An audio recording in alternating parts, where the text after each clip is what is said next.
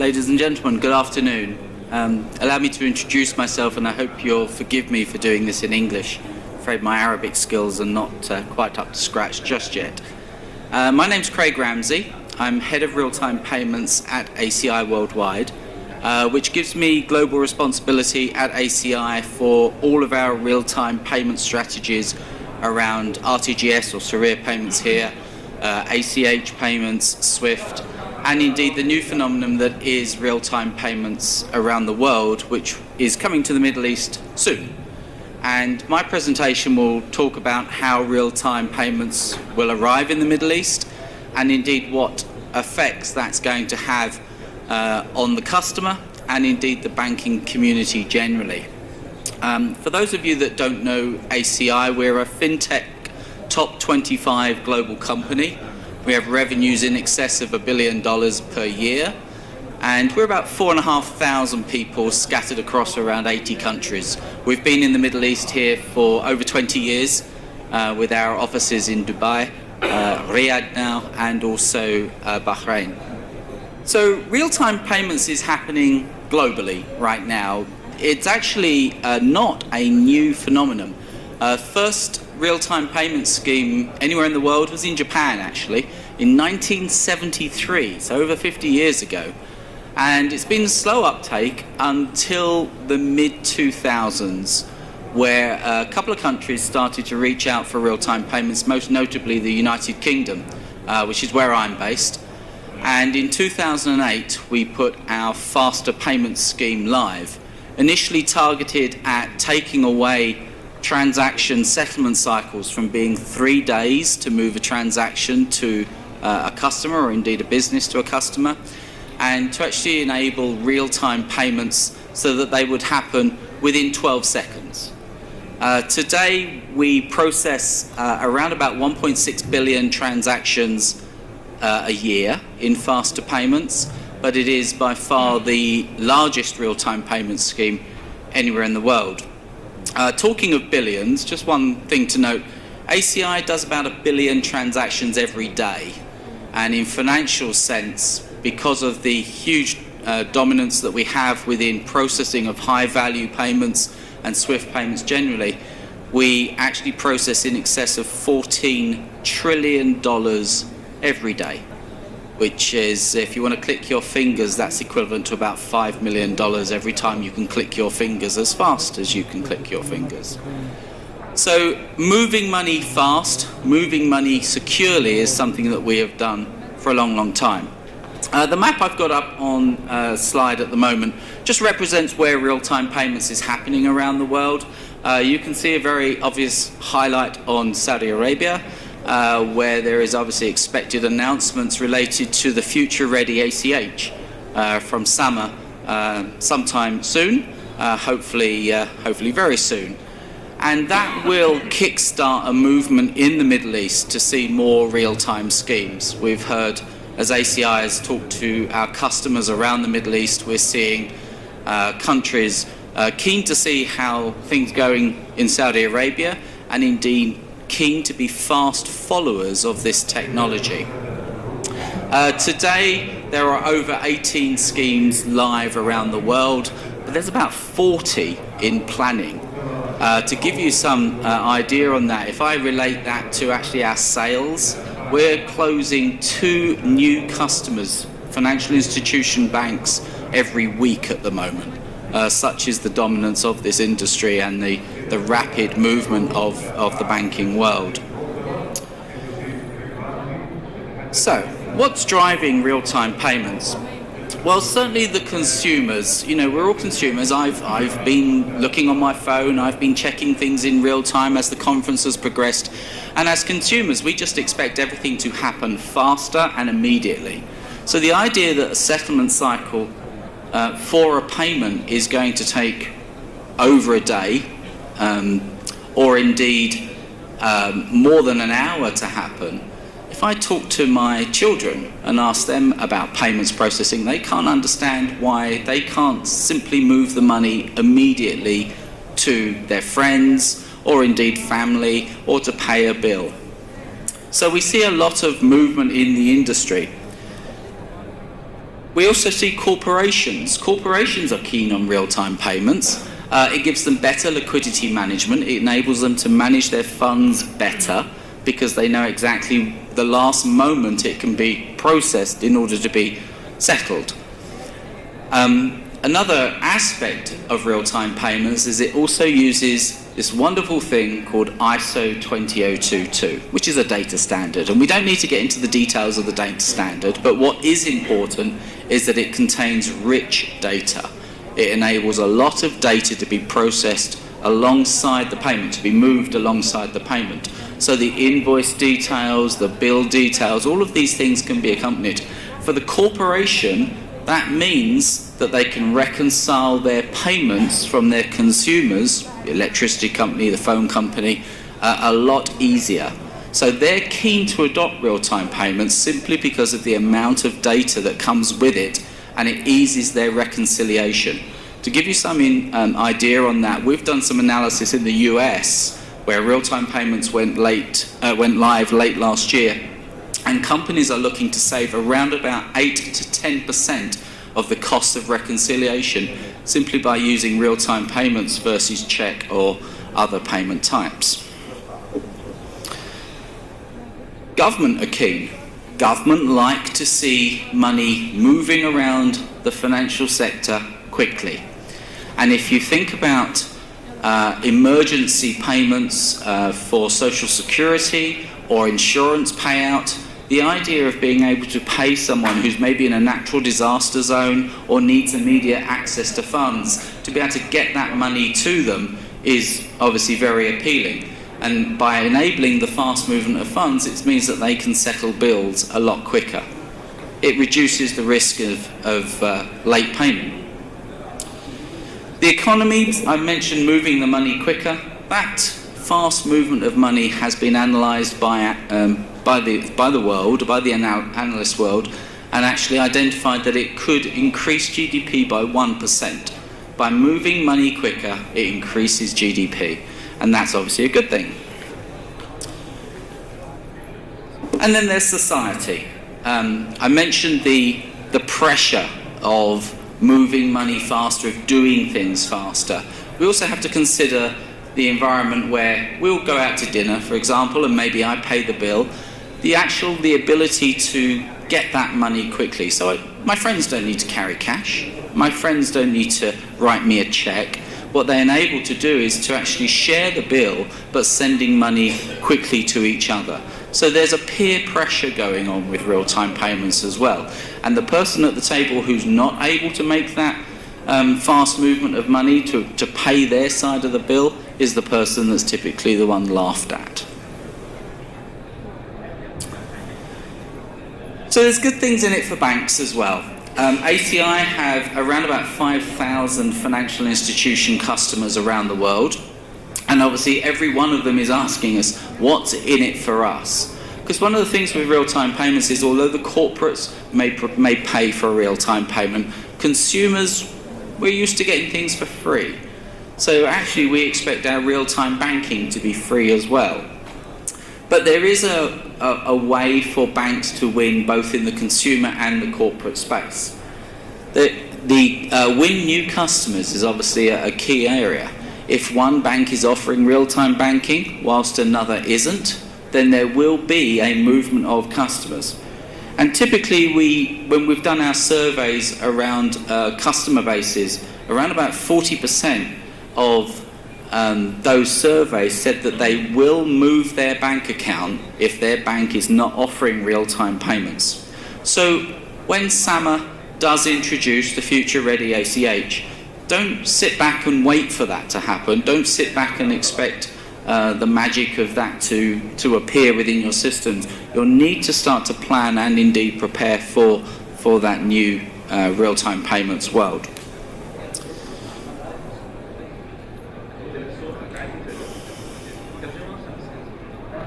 So just to level set, what is a real-time payment? So it's an account-to-account credit transfer. There's also conversations about things like request for payment. A request for payment is a message, and I'll come back to it. I've got an example a bit later. So a request for payment is a message that goes to the payer to say you owe this money. It can be used in a merchant environment, it can be used in a friends and family environment, but it will ultimately also return a credit transfer. Typically, it's real-time clearing and end-of-day settlement. We don't normally settle transactions between the banks in real time, in the real-time world, but we do clear the funds. And most importantly, the beneficiary needs to have access to those funds. So if I make a real-time payment, it should be possible for the beneficiary to have immediate access to that money. Go up to the ATM and withdraw the funds, or indeed pay it away through another bill payment, for example. I mentioned ISO 20022 and the standards and the data richness that that gives. And then there's the always-on nature of real-time payments. So 24/7, 365. When countries introduce real-time payments, it is on all the time.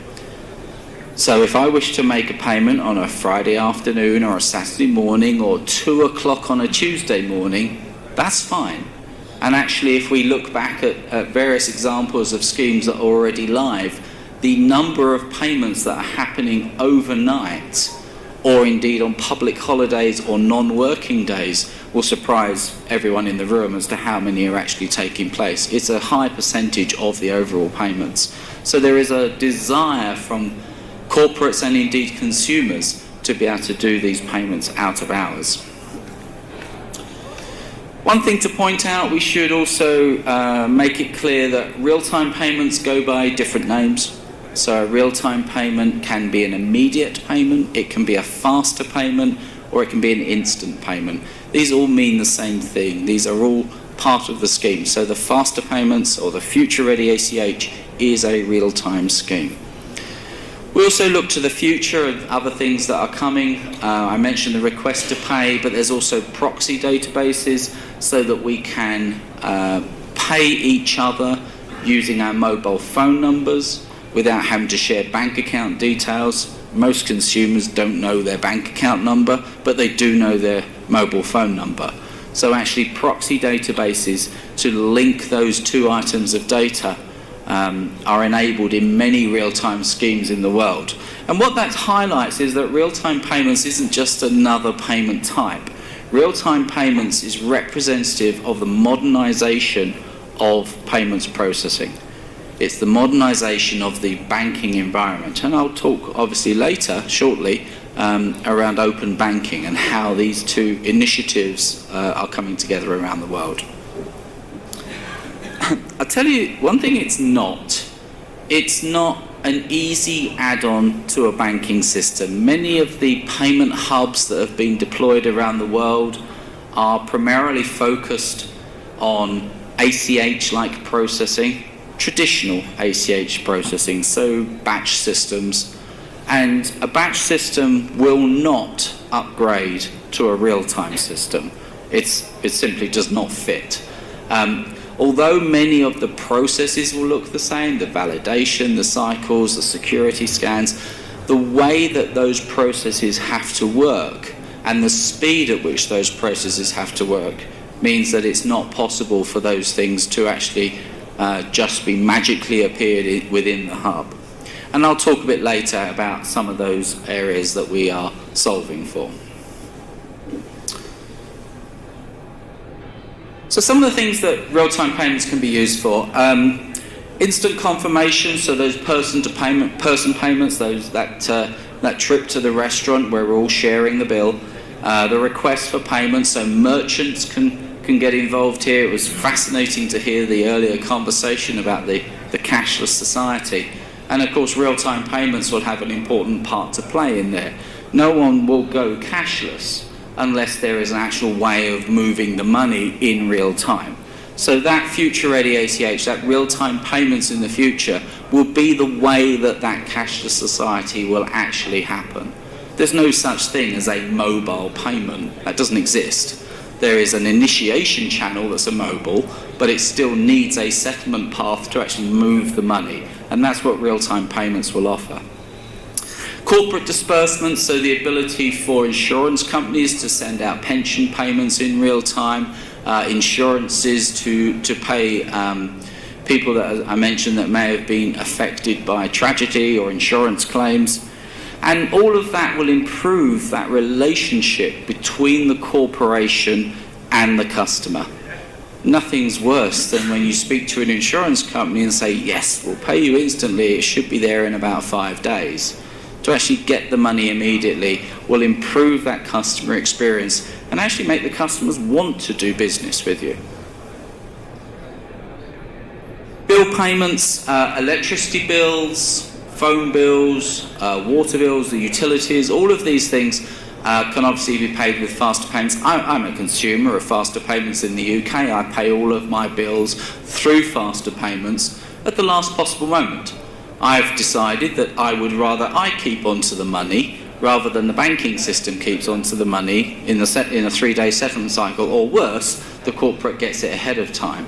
So as a consumer, I feel more empowered to actually use real-time payments, and I feel like I'm in more control of my funds.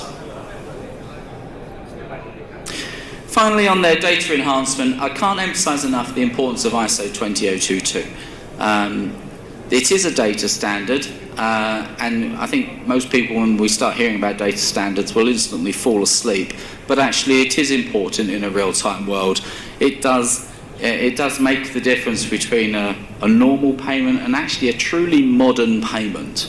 The ability to move so much data so that we can actually keep attached to that. I'll give you an example. In Australia, they're actually going to start making house purchases through the real-time payment scheme. We're live in banks in Australia with what they've imaginatively called the New Payments Platform, NPP. And they've not established a ceiling limit within the scheme for a payment. So there's nothing stopping a consumer purchasing a house on a Saturday morning, when typically that's not been possible when using an RTGS system, when using the normal settlement methods. But of course, with that comes the ISO 20022, and that means the mortgage documents can actually stay attached to the payment. So we don't have to start joining things together later on. We don't have to have cross-references in databases. There's actually easier ways of keeping the payment and the data together. Other schemes have chosen to split those two things apart and simply join them up at the bank as well. Typically, the central bank is not going to be interested in all of those mortgage documents, but that really does come down to a scheme-by-scheme decision. So this is, I'm going to just lean over here, then I can sort of point to the things as well. This is the request to pay service. So the example here is a normal bricks and mortar small business who are selling, well, they look like football boots. That's football in my country, soccer in some, so we'll go with mine for now. So a pair of football boots, and they go in, and typically that might be a credit card payment. Well, we've all heard the 2.5% that might be taken as a result of that. What this example actually enables them to do is to offer them a request to pay service. So they'll say, you don't have to do that. Instead of, I will offer you a 1.5% discount if you use this payment method. So the small business gets to keep a percentage that they might have otherwise have paid away, and the customer gets a small discount for using this method. To the consumer, it's nice and easy. They simply say, yes, I would like to pay that method, and it will then link to the bank's existing payments and online banking system. So I've used, my example is BD Bank and Trust. I don't even know what BD stands for. The team that came up with the example came up with something that probably someone's initials for all I know, but it's a fictitious bank. And they will select the account to which they pay from. This is the consumer, Touch ID to authorise it, and then the payment will be instantly pushed to the corporate's bank account, and with instant confirmation. So not only has the corporate saved a percentage point that they may have otherwise have paid away, so they've got more revenue, but they've also got their money instantly. And another example that we're seeing with this kind of service is actually for some higher value goods. An example that's often used is an example around high-end stereo systems, so amplifiers, for example. You can't just go into a store and expect these high-end amplifiers to be on the shelves all the time for every product to see. So what typically happens is that the retailer will hold a small stock from the manufacturer, and then we'll have a catalogue of the different models, the different specifications that are available. With this, with real-time payments, they're actually enabling them to select from the catalogue, make a purchase, send the money instantly from the consumer to the retailer, and the retailer can then send it instantly to the factory, meaning that the shipping takes place from the factory on the same day. The consumer gets their high-end goods tomorrow. They get them within 24 hours based on the shipping. The retailer has managed to provide a good service. They're getting their cut of the product, but they haven't had to keep a load of products on the shelf and in inventory. And the factory is obviously shipping goods instantly. So it's a win-win for everybody under these circumstances to be able to make these types of payments. We're also seeing a lot of movement in cross-border payments. A lot of conversation about when will cross-border happen, when will cross-border instant real-time payments happen. Actually, they kind of already are happening. The issue is that they're happening outside of the banking sector, or the traditional banking sector. The likes of TransferWise, Western Union, other money transfer companies are moving money instantly. With real-time payments, you're actually enabling banks to be able to get access to that technology directly.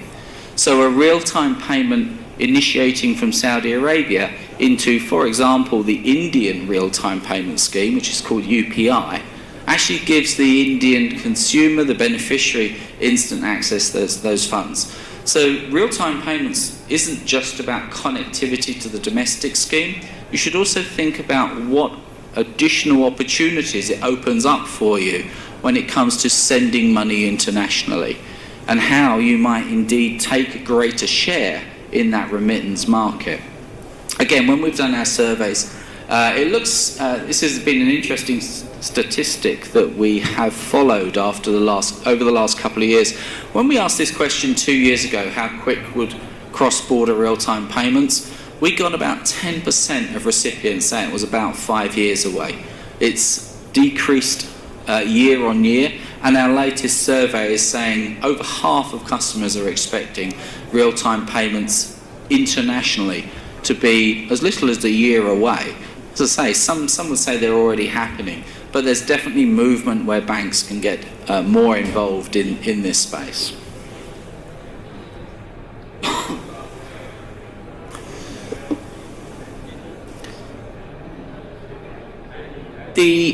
One of the biggest issues on the cross-border payments obviously how slow it takes. A little fact, a little stat that actually shocks me every time I say it.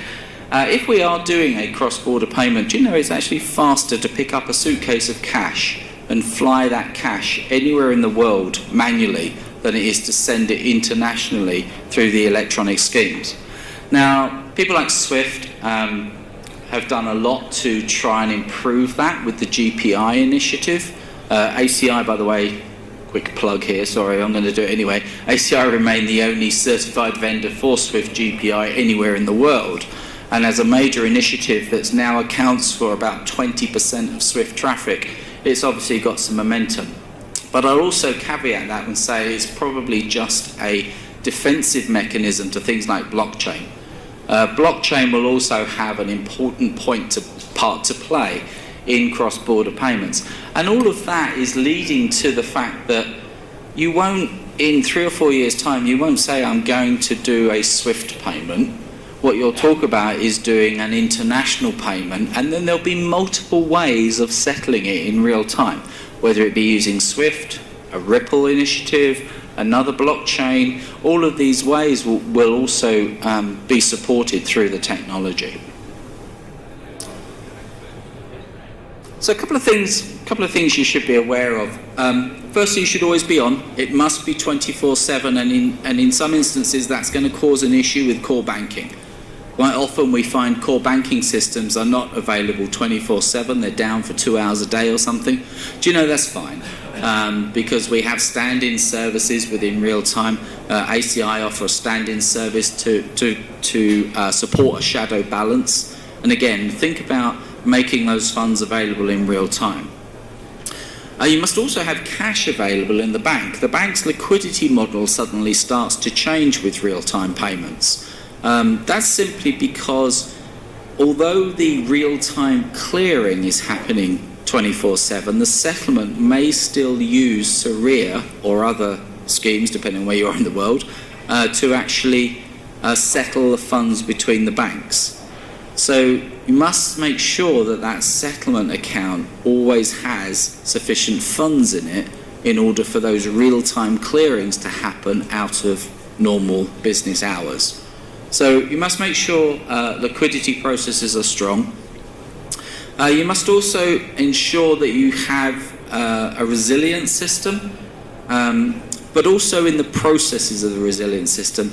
Just cast your mind back to what I was saying about the house purchase in Australia. Can you imagine doing a house purchase and receiving not approved on your phone? That kind of leaves you a bit stumped at that point. So when you are making these payments, you need to make sure that there is sufficient machine learning and exceptions handling to ensure that the payments can be processed. Some of those processes were traditionally seen in cross-border and Sharia RTGS types processing, but they definitely have a part to play. You must talk to anyone. That's always a nice thing to do. So here comes the ISO 20022 again. That will enable easier interaction across the banking industry when we're actually all using the same standards, and the standards that hasn't had to be changed in order to support the payments processing. I've been doing business now in Saudi Arabia for over 25 years. I remember the original MT100 that was changed within the kingdom to support the needs of the actual processing of payments. Thankfully, ISO 20022 moves us along from there. I've mentioned the borders. I'll flip over that one. But then I also want to talk about the high and the low value payments. So I've talked about house purchases, I've talked about going out for dinner together, I've talked about corporate disbursements, I've talked about electricity payments. Real-time payments changes the nature of how a bank works. It's not a consumer problem anymore, it's not a retail payments problem anymore, it's not a corporate banking problem. It affects everyone in the bank. And we're seeing a big move and shift in banks away from really dealing with their payment processing in silos to a more combined, joined-up initiative for real-time payments. These are some stats that I pulled from one of our analyst friends on the payments within Saudi Arabia. Obviously, we can still see a big dominance of cash, and there are checks out there as well. When we look at different real-time payment schemes as they've gone live around the world, interesting to note that it hasn't affected card payments. There's an expectation it's going to affect debit card payments at some point in the future, but it hasn't yet because the volumes have been growing significantly. The payment type that has been affected by the introduction of real-time payments is cash and check, which obviously is very expensive to process, and those are the two payment methods that we're all trying to see less of. So if we look at that from what it means to the numbers, so we asked the question, will it displace other payment types? And obviously we expected a yes from the majority of the audience, and we did. We got 82%. And this is how we expect that to actually affect the industry. So we'll see a 5% reduction in debit and credit card, particularly debit card. Credit card will be less affected than you might imagine, but debit card will be affected as people move to those schemes. RTGS and wire transactions will decrease by 5%. You can see the expectation there. And if we put that into numbers, it means that as a starting point for when real-time payments comes into the Kingdom or Kuwait or other places where we're looking at it, we can expect to see probably about 500,000 to 600,000 payments a day needing to be turned on for real-time payments on day one. So we can expect a very rapid growth from there. Again, if we compare that to industry schemes around the world, there's been around about an 18% year-on-year growth of faster payments in the UK since it was introduced. So, nearly a fifth of extra payments every year. And that hasn't been a fifth of decline elsewhere. It has seen a decline in some places, but these are also net new payments. If we look at what's happening for the next phase of faster payments, in the UK, they're now sizing not for a scheme that can do the 1.6 billion payments a year that are currently processed by faster payments. Working in the UK, Faster Payments Scheme Limited are now looking for a system that can handle 100 billion payments per year. Why go from 1.6 to 100 billion? It's very simple. It's the Internet of Things. These small payments that are going to start moving rapidly, instantly. Your refrigerator will start ordering you the milk.